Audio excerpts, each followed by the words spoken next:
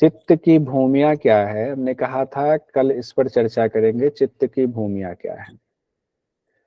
तो एक बार आप पीछे चले, देखें कि समाधि पाद में हम लोगों ने पढ़ा 12वें नंबर के सूत्र में, अभ्यास वैराग्याभ्याम तत् निरोधः तन्निरोधः, जो भी कहे, यानी कि अभ्यास और वैराग्य के द्वारा चित्त की वृत्तियों का निरोध होता है, ये हमने पढ़ा था। उसके बाद हमने पढ़ा था तत्र स्थितो यत्नोऽभ्यासः, यानी कि यत्न करना उसके लिए वही अभ्यास कहलाता है।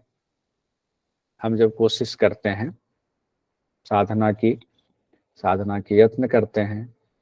फिर उसके बाद आया था मन में ये सवाल कि वृत्तियां इतनी प्रबल होती, फिर अभ्यास उसे रोकने में कैसे सफल होगा। तो उसके लिए अभ्यास लगातार करना होगा। तो अभ्यास कब तक माना जाए कि अभ्यास है, तो कहा गया जब तक कि चित्त की भूमि दृढ़ ना हो जाए। तो चित्त को दृढ़ करने के लिए लगातार अभ्यास करना है। तो अभ्यास भी माना जाएगा, दृढ़ हो गया। उसके लिए जो सूत्र लिखा हुआ था, 14वां नंबर सूत्र है समाधिपाद में, वो कुछ ऐसे था जो हम लोग पढ़ चुके हैं। सतु दीर्घ काल नैरंतर्य सत्कारा सेवितो दृढ़ भूमि, यानी सतु दीर्घ काल निरंतर, मतलब लंबे समय तक लगातार सत्कार के साथ जब हम लगातार कोशिश करते जाते हैं, तब हमें दृढ़ भूमि की स्थिति बनती है। हमारी भूमि दृढ़, चित्त की भूमि की बात हो रही है। तो अब पातंजल योग दर्शन में इसके बाद कुछ नहीं दिया गया कि आगे कुछ और है, मतलब भूमि के बारे में और कुछ नहीं बताया गया है कि भूमि क्या है। लेकिन एग्जाम में पूछा जाता है चित्त की भूमियां कितनी हैं, उसके बारे में बताए। तो योग सूत्र में, डायरेक्ट सूत्र में चित्त की भूमियों का वर्णन नहीं किया गया, लेकिन व्यास भाष्य है या तत्व वैशारदी है या योग वर्तिका है, ये जो भाष्य बड़े बड़े विद्वानों ने लिखा है, उसमें भूमियों के बारे में लिखा गया, भूमियों का वर्णन किया गया। यानी व्याख्या में चूंकि दृढ़ भूमि आया चित्त के बारे में, तो चित्त की भूमि जो शास्त्र में कहीं दिया गया है, उसको लेकर के व्यास भाष्य तत्व वैशारदी योग वर्तिका में उसका वर्णन किया गया है। उसी को हम यहाँ पढ़ते हैं क्योंकि एग्जाम में तो पूछा जाता है। तो व्यास भाष्य में कहा गया है, क्षिप्त मूढ़ विक्षिप्त एकाग्रम निरुद्ध मिति चित्तस्य भूमयः, यानी कि क्षिप्त मूढ़ विक्षिप्त एकाग्र और निरुद्ध, ये 5 भूमि है। यानी कि चित्त की 5 भूमि बताई गई है। अच्छे से समझेंगे, कोई दिक्कत नहीं होगी। चित्त की कितनी भूमियां बताई गई हैं? 5 भूमियां बताई गई हैं। तो याद करने के लिए इसको याद कर लीजिए। चित्त की 5 भूमियां हैं, क्षिप्त मूढ़ विक्षिप्त एकाग्र निरुद्ध। कौन कौन से हो गए? क्षिप्त मूढ़ विक्षिप्त एकाग्र निरुद्ध। याद कर लीजिए, बोल लीजिए 4 से 5 बार। क्षिप्त मूढ़ विक्षिप्त एकाग्र निरुद्ध। कहीं कहीं पर ना ये क्षिप्त और विक्षिप्त एक साथ दे दिया जाता है, मूढ़ पहले क्षिप्त विक्षिप्त एक साथ दे दिया, तो नहीं, ये सीक्वेंस हम लोग याद रखेंगे। क्षिप्त पहले, बीच में मूढ़, फिर विक्षिप्त। तो क्षिप्त मूढ़ विक्षिप्त, फिर एकाग्रता की स्थिति, फिर एकाग्रता क्या, फिर तो सब कुछ का निरुद्ध हो जाएगा। निरुद्ध रखेंगे, चित्त की वृत्तियों का निरोध से निरुद्ध याद रखेंगे पहले लास्ट वाला। तो इस तरह 5 हमारा हो जाएगा, क्षिप्त मूढ़ विक्षिप्त एकाग्र निरुद्ध। एकाग्रता आएगी समाधि, उसके बाद निरुद्ध हो गया तो कैवल्य की स्थिति हो गई। अब एक एक करके हम देखते हैं चित्त की भूमिया। पहला हम लोग देखते हैं जो क्षिप्त है, उसमें स्थिति इसकी कैसी बताई गई है, गुणों की क्या स्थिति है। गुण होते हैं ना, प्रकृति के गुण हैं सत रज तम। तो चित्त भी है, चित्त के भी जितने चीजें हैं सबके तीनों गुण होंगे, चाहे इंद्रिय हैं, चाहे भूत हैं, चाहे तन्मात्रा है, सब कुछ जो भी प्रकृति से उत्पन्न हुआ है उसमें सतरज तम गुण होगा ही होगा, क्योंकि सब कुछ की उत्पत्ति ही सतरज तम से हुई है। तो सतरज तम तो है, बस उसकी मात्रा का उलटफेर हुआ तो नया चीज बन जाता है। महर्षि पतंजलि आगे ये बात कहते हैं। तो क्षिप्त में जो है रजोगुण प्रधान होता है। सतरज तम में तीनों गुण है, तो कौन सा गुण प्रधान होता है? क्षिप्त वाले में रजोगुण प्रधान होता है। और बाकी 2 गुण क्या होगा फिर? सत और तम गुण वो दबा होता है। देखिए होगा तीनों ही, ऐसा नहीं सत और तम नहीं होगा, सत और तम भी होगा, लेकिन रजोगुण प्रधान होता है। क्षिप्त वाली स्थिति की बात हो रही है। तो ये स्थिति किन की होती है? साधारण संसारी मनुष्यों की स्थिति होती है, हमारी आपकी स्थिति होती है, जिसमें हमारी चंचलता ज्यादा होती है, हर चीज को पाने की इच्छा बहुत ज्यादा होती है, इसीलिए रजोगुण प्रधान हम लोग होते हैं। ये सामान्य साधारण इंसानों की स्थिति है। हालांकि कई बार सत हमारा बढ़ जाता है, कई बार तम बढ़ जाता है, लेकिन ज्यादा कौन होता है? रजोगुण ही ज्यादातर प्रधान होता है ज्यादा समय के लिए। अब इसमें क्या होता है? राग द्वेष बताया गया है। राग द्वेष की स्थिति होती है, कभी हम खुश हो जाते हैं, कभी द्वेष करने लगते हैं, कभी किसी के प्रति राग अनुराग हो जाता है, कभी किसी के प्रति द्वेष हो जाता है। राग और द्वेष अगर आए, राग द्वेष किससे संबंधित है? रजोगुण से संबंधित है राग और द्वेष, यहाँ पर कहा गया है। और ये किससे है? क्षिप्त भूमि, जो चित्त की भूमि है, पहला क्षिप्त उसमें है। दूसरा आएंगे हम, क्षिप्त के बाद दूसरा है मूढ़। मूढ़ में क्या है? तमोगुण प्रधान होता है, ठीक है, और सत रज दबा हुआ होता है। ये किसकी स्थिति होती है? नीच मनुष्यों की स्थिति होती है। ये जो बहुत निम्न श्रेणी का मनुष्य है उसकी स्थिति ऐसी होती है। कैसी? मूढ़ वाली स्थिति होती है, उसका तमोगुण प्रधान होता है, सत और रज तम, सत और रज वो दबा हुआ होता है, यानी होता है लेकिन वो सोया होता है, एक तरह से कह लें। इसमें कैसी उसकी प्रवृत्ति हो जाती है? तो काम क्रोध और मोह वाली प्रवृत्ति होती है। काम क्रोध मोह वाली प्रवृत्ति होती है। देखिए चूंकि यहाँ कहा गया ना नीच मनुष्यों की स्थिति, तो इसीलिए कई जगह पे ना, कई शास्त्रों में मूढ़ को पहले नंबर पर रखा गया है, ये ध्यान रखिएगा। लेकिन ज्यादातर जगह पर क्षिप्त को पहले रखा गया, मूढ़ को बाद में रखा गया। लेकिन कई जगहों पर मैंने देखा है मूढ़ पहले रखा गया, तो वो आप पढ़ोगे तो आपको पता लगेगा तमोगुण प्रधान जिसका सबसे निम्न स्थिति है, तो इसीलिए इसी को पहले रख दिया, बाद में क्षिप्त और फिर विक्षिप्त को रख दिया गया। ठीक है, तो ये उसका लॉजिक ये है। तीसरी जो स्थिति है हमारी, वो है विक्षिप्त स्थिति। अभी याद भी करा दूंगा, एक बार समझ लेते हैं फिर याद करें। तीसरी स्थिति है चित्त की, वो है विक्षिप्त स्थिति। विक्षिप्त स्थिति में क्या है? सतोगुण प्रधान होता है।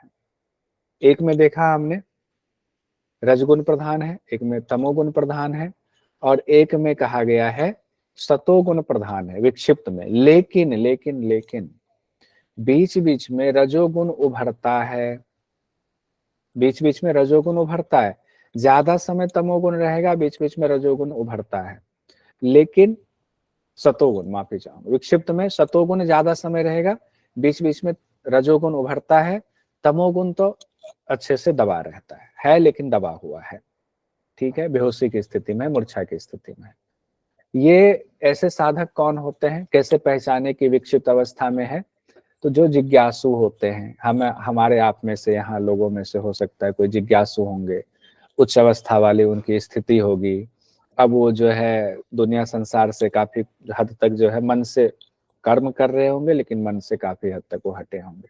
अब उनकी जिज्ञासा तत्वों की तरफ होगी। अब स्थिति में बताया गया है इधर, अनासक्ति का भाव उसके मन में होगा। मन का भाव कैसा होगा? अनासक्ति का भाव उसका होगा।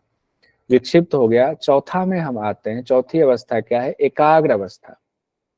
एकाग्र अवस्था में क्या है? सतोगुण प्रधान होता है, रज और तम गौण होता है। विक्षिप्त में क्या देखा? सतोगुण प्रधान होता है, लेकिन बीच बीच में रज उभरता है। लेकिन एकाग्र वाली स्थिति में सतोगुण प्रधान हो गया, रज और तम तो गौण ही होता है, एकदम दब गया हुआ। अब तो एकदम ऐसा हो गया है कि अब बेहोशी, लंबी बेहोशी की स्थिति में चला गया है। लेकिन हर अवस्था में वापस लौटने की गुंजाइश रहता है। जब तक कैवल्य की प्राप्ति नहीं हो जाती है तब तक वापस कोई भी लौट सकता है अपनी उच्च अवस्था से निम्न अवस्था की तरफ। तो एकाग्र में सतोगुण प्रधान, रज और तम गौण रहता है। और ये स्थिति किसकी होती है? योगियों की स्थिति होती है। किसकी स्थिति होती है? योगियों की स्थिति ऐसी होती है। अपर वैरागी से संप्रज्ञात समाधि उसकी लगी होती है, ये मानेंगे।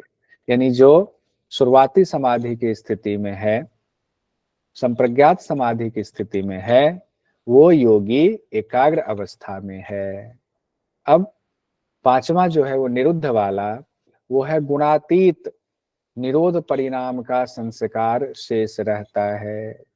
कई जगहों पर इसको कैवल्य भी कह दिया गया है, लेकिन यहाँ जो लिखा है, जहां से मैंने लिखा है, जो हमने ऊपर दिया हुआ है व्यास भाष्य से, तो गुणातीत होता है, यानी तीनों गुण इसमें उसने लय कर दिया हुआ है, गुणातीत हो गया, निरोध हो गया चित्त की वृत्तियों का, परिणामों का संस्कार भर शेष है कि हमने मुक्ति पा ली, हमने पहचान लिया अपने दुश्मन को, उससे मुक्ति पा ली है, कोई मतलब नहीं है, लेकिन ये अभी आभास है, ये निरुद्ध अवस्था चित्त की हो गई। ये किसकी होती है? ऊंचे योगियों में भी जो उच्च श्रेणी का योगी है उनकी ये अवस्था होती है। और हमने कहा था अपर वैराग्य और पर वैराग्य, तो पर वैराग्य से संप्रज्ञात, अपर वैराग्य से पर वैराग्य से असंप्रज्ञात, अपर वैराग्य से संप्रज्ञात की प्राप्ति। कहा था ना, अपर वैराग्य क्या है? संप्रज्ञात का साधन है, पर वैराग्य क्या है? असंप्रज्ञात का साधन है।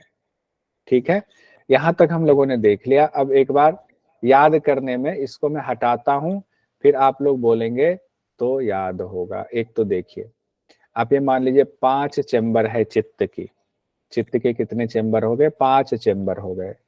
5 चेंबर में पहला चेंबर है क्षिप्त, दूसरा है मूढ़, तीसरा विक्षिप्त, चौथा एकाग्र, पांचवा निरुद्ध। तो पहले चेंबर में 17 स्तंभ गुण के हिसाब से बताइए कौन सा गुण बढ़ा होगा और कौन सा गुण दबा होगा क्षिप्त में? आपने माइक, रजोगुण रजोगुण प्रधान, ठीक है, अब माइक ऑफ कर लीजिए, क्योंकि माइक में ये आई थी शिकायत, बहुत सारे लोग बोलते हैं तो नहीं पता चला। एक काम कीजिए, मैसेज में डालिए क्षिप्त वाले में कौन सा गुण बढ़ा रहेगा, कौन सा दबा रहेगा, बस इतना लिखिए मैसेज में, कौन सा बढ़ा रहेगा, कौन सा दबा रहेगा। ठीक है, बाकी जिनका नाम लेकर के फिर बोलूंगा तो उनको याद हो जाएगा। अंबिका जी ने कहा रज बढ़ेगा, ठीक है, रज बढ़ा रहेगा और बाकी सत और तम दबा रहेगा। ठीक है, रज बढ़ा रहेगा, सत तम दबा रहेगा, किसमें? क्षिप्त वाले में। ध्यान रखिए, क्षिप्त की बात हो रही है तब। अब है मूढ़, मूढ़ स्थिति, कहते हैं मूढ़ हो क्या, सबसे निम्न वाले को मूढ़ माना जाता है। तो मूढ़ में क्या होगा? मूढ़ का आप बताइए। अंबिका जी ने कहा तम बढ़ा रहेगा, यानी तम जो है जागृत अवस्था में रहेगा, और बाकी जो है, ठीक है, ध्यानेश्वर जी, नैन्सी जी, सब लोग करें, नेहा उमर जी, रश्मिता जी, श्वेता जी, मंजू जी, सब कह रहे हैं तमोगुण बढ़ा रहेगा मूड वाले में। तो फिर तमो बढ़ा रहा तो 2 बच गया ना, सत और रज, सतरज दबा हुआ है। दूसरा चैम्बर आ गए, तीसरे चैम्बर में पहुंचते हैं चित्त की। इसमें है तीसरा विक्षिप्त भूमि। विक्षिप्त में क्या है अच्छे से बताइए, मैसेज डालिए। विक्षिप्त की स्थिति में क्या है? सत बढ़ेगा, ठीक है, सत तो बढ़ेगा, लेकिन जज और सत दबा रहेगा। अरे संतोष जी, कहाँ से रज सत दबा रहेगा? लगता है पहले का मैसेज है, आप रज सत मूढ़ वाले में दबा रहेगा।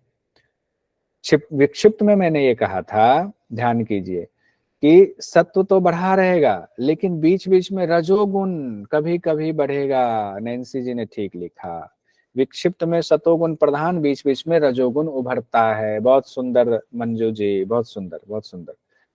अब आएंगे चौथा चैम्बर एकाग्र वाले में। एकाग्र में क्या होगा? जो बीच बीच में रजोगुण बढ़ रहा था, अब वो बेचारा वो भी सो गया। यानी एकाग्र में सिर्फ क्या होगा बताइए? एकाग्र में सिर्फ क्या होगा?